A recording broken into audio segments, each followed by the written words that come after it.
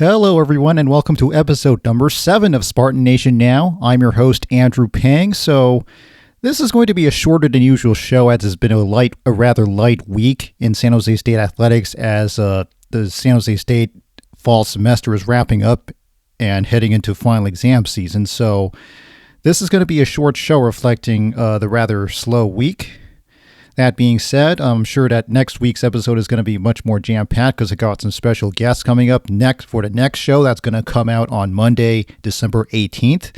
I'll let you know about that later. But first, this weekend I was able to go to football practice at San Jose State. I've got some reports from practice exclusively for VIP subscribers to 24/7 Sports. Right now, 24/7 Sports is offering 50% off an annual VIP subscription for exclusive premium content, just $4.48 a month for the first year if you're a new subscriber. So if you want to get my reports out of practice and other exclusive content from the 24/7 Sports team, please make sure to consider a 50% off subscription to the 24/7 Sports. Later this week, I'll have some interviews with head coach Brent Brennan and offensive line coach Josh Oglesby exclusively for VIP subscribers as well. We've got some news about football, some football transfers, as well as highlights from men's basketball having a comeback win versus New Orleans. That's all coming up later. First, let's get to some football news now. Right now, it's got to be a good time to be a Spartan coming off a regular season Mountain West Coach Championship, a second straight winning season. The third bowl appearance is coming up under head coach Brent Brennan. Unfortunately, I've got to lead off the show with some rather disappointing news. So, it's usual for every school to have players enter the transfer portal, usually guys who didn't feel they didn't get enough playing time. Guys, if they don't feel that the school's a right fit for them. It happens everywhere. It even happens at Ohio State, the top 25 types of schools. But unfortunately, while there were some scout teams, some mostly special teams down the depth chart guys who did enter the transfer portal. They included wide receiver Brandon Alvarez, linebacker Elijah Wood, and linebacker Anthony Madrigal. Now, a lot of you fans won't recognize those names. Maybe if you did see Brandon Alvarez during training camp, as I did. I felt that Alvarez had a lot of potential with the way he was catching passes during camp, to break into the two deep. But Alvarez just rarely got on the field at all this season. So he ended up ultimately entering the transfer portal just days after the regular season finale win at UNLV. And Alvarez has reported an offer from Portland State, an FCS school. I would expect Brandon Alvarez to land at Portland State or some FCS or lower school, given how little playing time he had at San Jose State. So it used to be that San Jose State was a beneficiary from the transfer portal, at least since 2019. I'll name a bunch of players who have done great things for San Jose State out of the transfer portal since the 2019 turnaround season. That probably was the start of the success we've seen under Brent Brennan. Quinn Osland, Elijah Cooks, Justin Lockhart, Charlie Rogers, Matthew Taco, Chevin Cordero, and perhaps the transfer who started all this who started the turnaround during it, and of course the starting quarterback from the 2020 Mountain West Championship season, Nick Starkel. And for a long time, whenever a player out of San Jose State entered a transfer portal, they were usually guys who were lower on the depth chart, who spent more time on the scout team than in actual games, or players who who started out a season high on the two deep, but then saw less playing time. Think about the two Isaiah wide receivers in the last couple of years. But guys like them, guys like the two Isaiahs and Jermaine Braddock, They were usually the exceptions. But this year has brought a situation that's been unforeseen. Last week, 2 starting offensive players announced that they were entering a transfer portal. 50-year senior tight end Dominick Mazotti and 30-year sophomore left tackle Fernando Carmona Jr. So Mazotti is going to be finishing his degree at San Jose State this semester, and he would be a graduate transfer wherever he lands. He is reporting offers from San Diego State, UNLV, Wyoming, and Eastern Michigan. Funny thing is that those are all teams that are rivals in some way or another with San Jose State. The first 3 schools, San Diego State, UNLV, and Wyoming, they're in the Mountain West.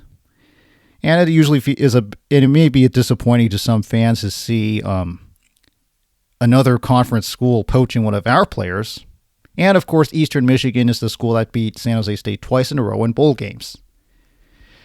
Nick Starkel has a funny tweet regarding his former teammate Dominick Mazotti. Quote, when he saw Dominick Mazotti announcing his offer from San Diego State, he quote tweeted it, quote, "Don't you dare think about it, Dom." Well, let's hope that Mazotti doesn't think about it either. On the other hand, Fernando Carmona is reporting offers from multiple power conference schools. They include Virginia Tech, Arizona State, Texas Tech, Auburn, Ole Miss, South Carolina, Pittsburgh, and Michigan State. Now Fernando Carmona, some may think that he's in it for the money. He wants more personal gain for himself. He did have an NIL deal, if you recall, with back when he was playing for San Jose State, with this Mexican restaurant down the street from campus called California Wet Burrito. It's just a block south of the San Jose State main campus, and unfortunately, I haven't had the chance to try that one yet, but what's pretty funny to me is that I've actually eaten at another Mexican restaurant near another Mountain West school. That's Trujillo's Tacos. That's right next to San Diego State. That was back in Memorial Day weekend of 2022 when I was visiting San Diego for the Mountain West baseball tournament where San Jose State was participating at the time. Again, let me say that unlike Carmona, I'm not getting compensated with anything to promote this California Wet Burrito restaurant, and I've never eaten there before. It's just that I'm just talking about the fact that a San Jose State athlete has had an NIL deal with that restaurant. So at the San Jose Mercury News, Nathan Canilau reported this about Carmona's NIL deal. Quote, "Carmona was one of the few SJSU players and the only offensive lineman to have a name, image, and likeness NIL deal this season. California Wet Burrito, a Mexican restaurant located just 2 blocks south of campus, negotiated a deal with Carmona that included naming a burrito after him and splitting a percentage of profits anytime a customer brought the item." The article by Canilau also quotes Carmona. It really came down to helping myself and my draft stock. I just wanted to expose myself to playing in front of a bigger environment." And Carmona is quoted further, quote, "Money doesn't really excite me at all in this transition. The money will come in the NFL, and I think that's kind of where I'm envisioning myself right now." So Carmona is transferring, if we were to take him at his word, because he feels that playing at a Power 5 school is going to be better for his NFL draft hopes. Granted, so Canilau is in the All Mountain West team, and he feels that moving up to a Power 5 conference is going to help him get more notice from NFL teams and possibly raise his NFL draft round status. Because if you think about it, you really understand where he's coming from, because right now, honestly, San Jose State doesn't exactly have as many NFL draft opportunities. I mean, look at, because how many San Jose State players can you name who've been in the NFL draft? recently. I mean, you've got Elijah Cooks was an undrafted free agent. And Fehoko, I'm not sure if Fajoko's the best example because he's been on an injured reserve all season, but he's been a fourth rounder. And he was a fourth rounder, I should say, in last year's NFL draft. And I'm looking at the list of San Jose State Spartans in the NFL draft. And, I mean, who've played in the NFL right now. Most of the players out of San Jose State into the NFL have been undrafted free agents, such as Elijah Cooks, Jeremiah Colon, Audrey Chauchere. And then the ones who are usually who have been drafted, I should say, have been 3rd to 7th round draft picks, such as Josh Oliver, David Quisenberry, Wes Schweitzer, Tyler Irvin. It's been a long time since the last San Jose State draft pick in the 2nd or 1st round. That was back in the 1980s, but clearly college football has changed a lot since then. But on the more positive side, there is one San Jose State Spartan who has committed to returning next season. Wide receiver Nick Nash, who is a 5th-year senior and who does have a 6th-year option next season, is quoted in Nathan Canelau's article. Quote, "My future is San Jose. They've stuck with me through my hard times. This is where I want to finish out my career in college and hopefully move on to the next level. But right now, I'm just focused on the next steps with San Jose, and I'm not really worried about the transfer portal or anything like that. I'm a Spartan." Now, Carmona and Mazotti, based on what I've observed from of transfer portal movement inside and outside of San Jose State since 2019. 2019 was the first season of the transfer portal. Right now, I think that cases like theirs are the exception. But in the long term, San Jose State is going to have to fix the NIL issue. Athletics Director Jeff Konya should make it a priority to communicate the importance of NIL to donors and fans. After all, it's human nature to want benefits with the least cost. We expect, it's easy to expect athletes to be here for the love of the game, for the love of the school, without having to give much in return, assuming that what they get out of the Beyond Sparta program, what they get out of their tuition, are enough. Now, we're learning the hard way how we as fans need to make athletes feel valued. I mean, just ask any of the employers of the 50 million Americans who quit their jobs last year in 2022.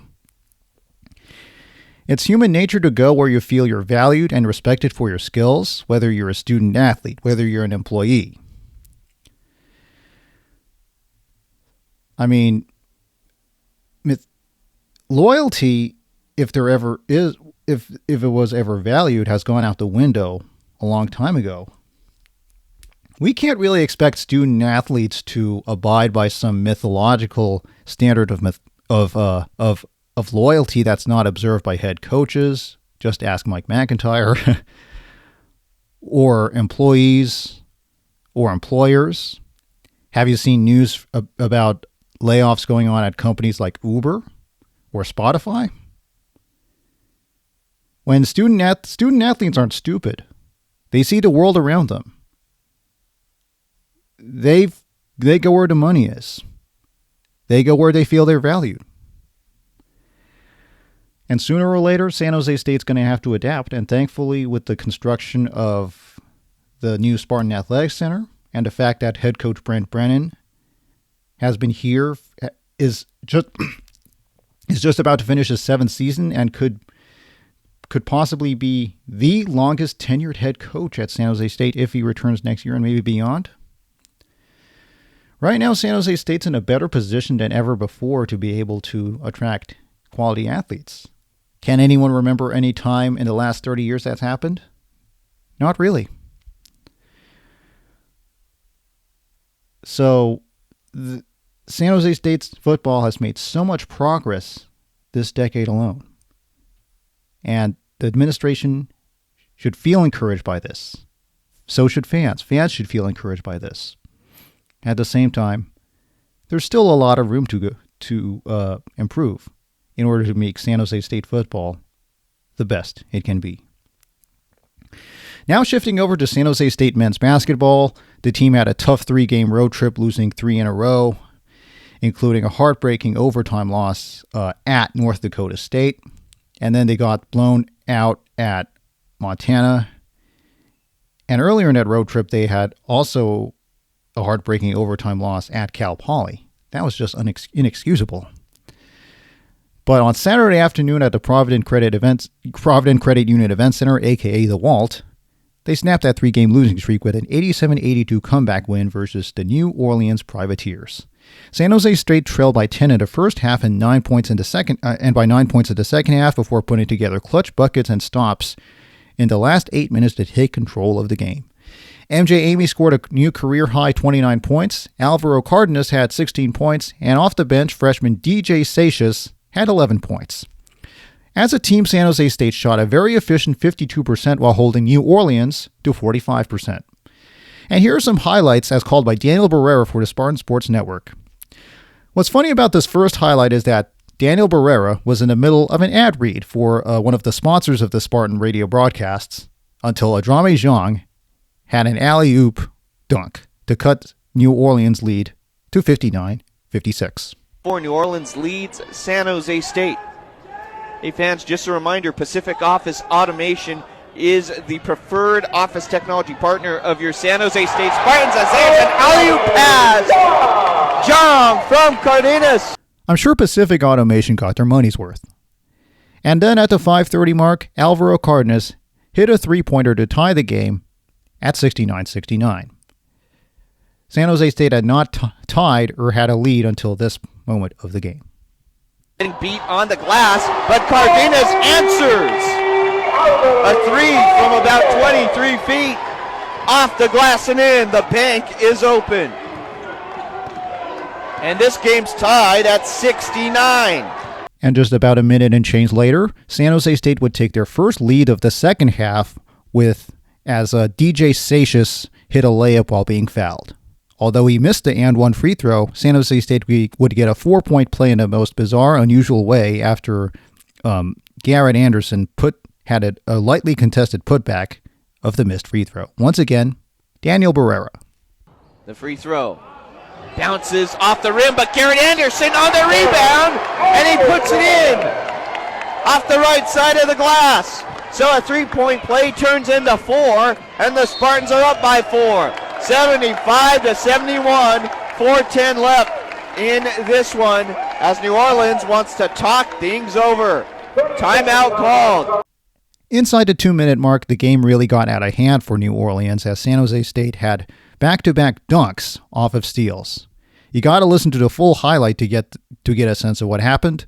So once again, I'll hand it off to Daniel Barrera. Amy will launch a 3. Off the front of the iron, and Garrett Anderson gets the rebound and then slams it home. 2-hand stuff. He took it away from Jamon Vincent. And the Spartans are up 5, 81-76. Back the other way, Johnson's layup, short. New Orleans retains possession. In the lane, stripped of the basketball is Vincent. Gordner ends up with it, and the Spartans set things up. 80 seconds to play. The Spartans up 5. Vincent guarding Cardenas at the logo. Very tight defense. Cardenas looking from a pick from Seixas. He gets it. It frees him up. Bounce pass to Seixas. Driving through the lane. And he finishes with a 2-hand flush. San Jose State up 7. Under a minute to play. Timeout, New Orleans.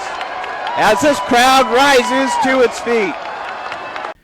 Besides the fact that San Jose State, of course, scored more than New Orleans and shot the ball better, shooting 52% compared to 45%, San Jose State had a much better ball handling. Their assist-turnover ratio was 21-8. New Orleans was only 12-13. But there were a couple of big weaknesses that really made the game closer than it should have been. First on the free throw line, San Jose State shot a miserable 12 for 25. 12 for 25. That, I swear I've seen better free throw shooting at my old high school. 12 for 25 is just not acceptable at the D1 level. And I really hope that head coach Tim Miles fixes this issue during the extended prep period they've got before the Montana game. That game is going to be on the 17th because San Jose State's got the rest of the week, all this week off due to the final exams. Another weakness that made this game closer than it should have been was in rebounds. New Orleans had a 47-35 rebounding advantage. And a big reason was that San Jose State lacks depth at the forward position because Robert Viola will be out all season long, and he's been out all season long because he's recovering from foot surgery. When I was at the game, I saw that Viola needed a knee scooter to get around the arena. And then just minutes before tip-off, John Rothstein, college basketball's hungriest insider, he works for CBS Sports. He reported that Trey Anderson had a knee injury and will be out at least a week. Trey Anderson got injured during the last game at North Dakota State on December 4th. It looks like somehow during the games in between the two games, he must have aggravated that injury. I feel it could have been a blowout had he been able to play, but I hope that he can use the extended week off to recover. Trey Anderson has averaged 12.8 points and 5.4 rebounds this season. That's how big a difference he makes both on offense and in the post. Here's what head coach Tim Miles had to say about the game, about the win versus New Orleans. Here's what he said about adjusting the defensive scheme to 1-3-1 and how that helped get the important stops in the second half. Yeah, I thought we went 1-3-1 and stayed with it exclusively. I thought our zone was good for us. For whatever reason, we played more aggressively out of our zone. We played 3 defenses tonight. We played more aggressively out of our 1-3-1 than we did anything else. And I don't know why. And I asked them why, and they don't know why. So it's just fascinating to me that, as a coach, you're just trying to push the right button, why one button works and the other two are malfunctioning the whole time. The crowd at the game was also right above 1,700. I'm sure that I did think that plenty of students were in the house since it's the last home game they'll see before final exams are over and they're going home for the holidays. So here's what Tim Miles had to say about the crowd energy.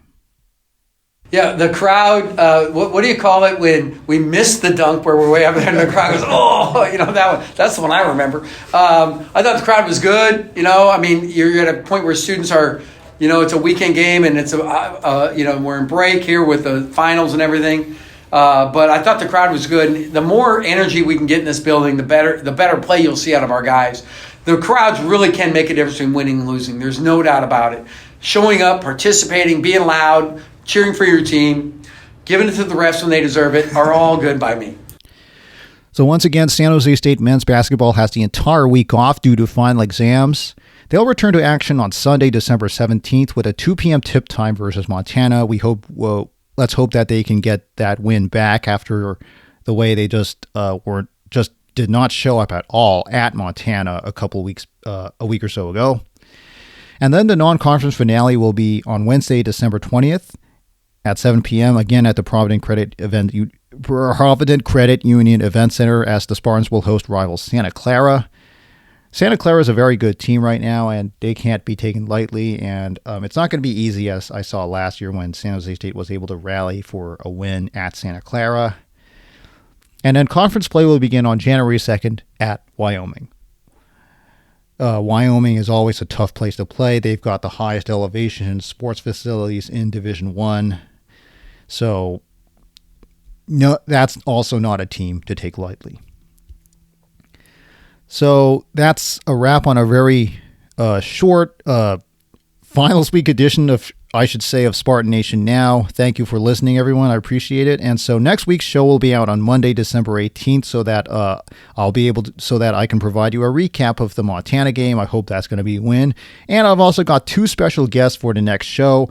First, I'll have a preview of Hawaii Bowl opponent Coastal Carolina with reporter Alan Blondin of the community news website My Horry News.